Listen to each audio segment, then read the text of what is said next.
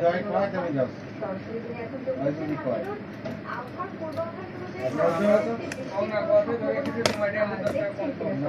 খারাপ লাগে না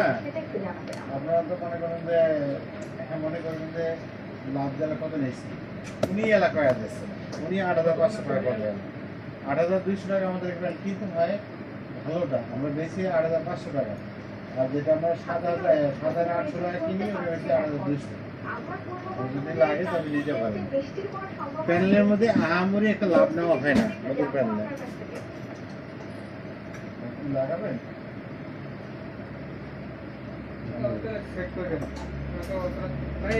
দেখা গেল না এটা কি এলইডি ব্র্যান্ড না নন ব্র্যান্ড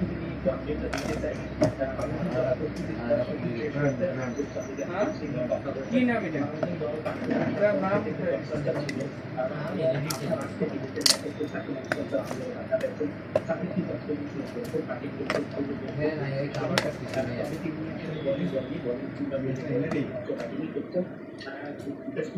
নাম মানে বুঝাইছে একবার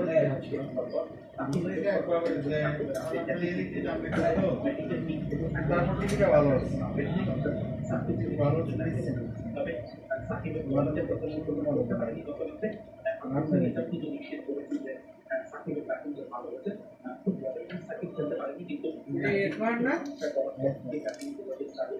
এরকম নতুন সিঙ্গেল কত টাকা লাগবে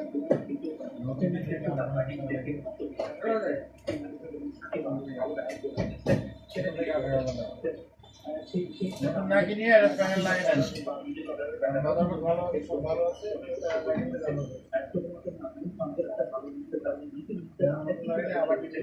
যার মাল টাকা দেওয়া ঠিক হবে আর 11,000 টাকা পড়ে যাবে 11,500 বিক্রি করবে ৩,০০০ আমার সাইজে তো মেলা পাওয়া যাবে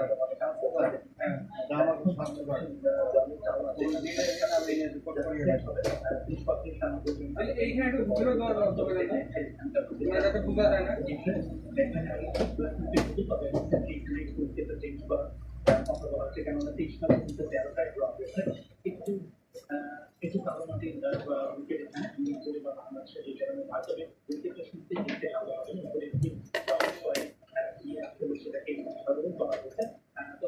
কিছু কারণে বাংলাদেশের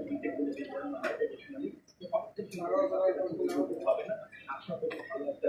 তবে বৃষ্টির একটা আমরা দেখেছিলাম আমরা যেখানে আবহাওয়া কিন্তু 3,000 টাকা কমে কিন্তু দিবে না মনে হয়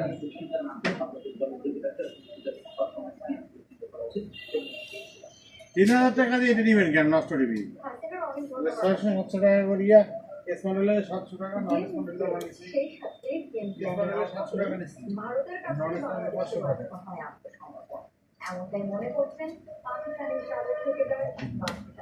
ভারতের ফাইটিং স্পিরিট এবং গেম প্ল্যানের বর্ণনা করেন সেই সাথে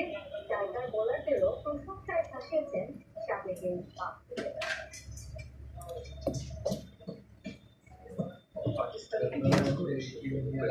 ভারত সরকার টেস্ট খেলতে গিয়েছিল বাংলাদেশ প্রথম টেস্টের আগে জয়ের আশা দিয়েছিলেন জায়গার দলপতি নাজমুল শান্ত তবে চেন্নাই টেস্টের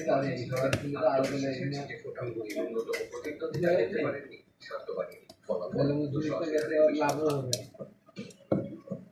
অথচ এই দলটি পাকিস্তানকে তাদের মাটিতেই করেছে হোয়াইট ওয়াশ তাহলে সমস্যা কোথায় বাসিদারের মতে ভারতীয় ক্রিকেটারদের মনোভাবই অন্যদের তুলনায় তাদের এগিয়ে রাখে একই সাথে বলে পাকিস্তানি ক্রিকেটারদের চিন্তা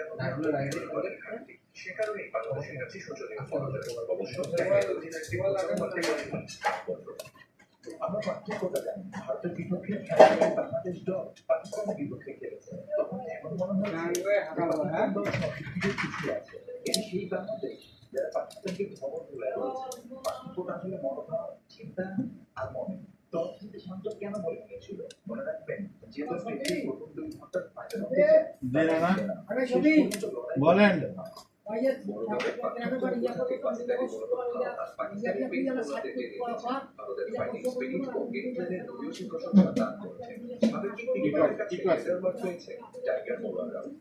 কি বলেন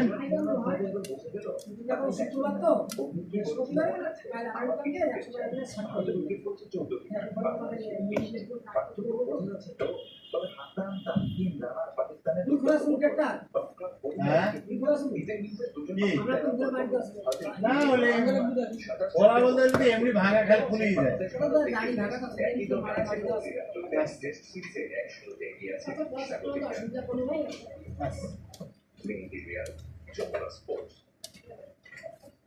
দুপুরের বাংলাদেশের প্রতি ঘন্টা থেকে আমি শাওন চৌধুরী।